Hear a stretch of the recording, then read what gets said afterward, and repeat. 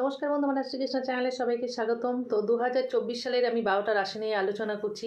তো আজকে আলোচনা করব কন্যা রাশি নিয়ে। যারা কন্যা রাশির জাতক জাতিকা আছেন তাদেরকে নিয়েই আজকে আলোচনা করব 2024 সাল তাদের কেমন যাবে।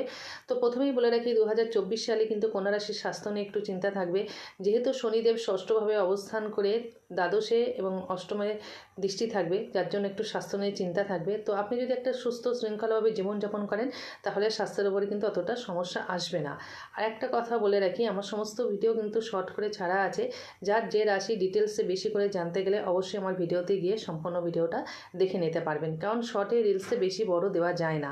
ঠিক আছে, 30 সেকেন্ড 40 সেকেন্ডের বেশি, হায়েস্ট 60 মিনিটেরও নিচে 59 সেকেন্ডের বেশি কিন্তু দেওয়া যায় না। তো যে কন্যা রাশি নিয়ে যে আলোচনা করছিলাম, দেবগুরু বৃহস্পতি যেহেতু বছরের শুরুতে অষ্টমভাবে থাকবে, তার জন্য কিন্তু আপনার একটু খরচা বৃদ্ধি পাবে। ঠিক আছে, ধর্মীয় কাজে আগ্রহ পাবেন। আর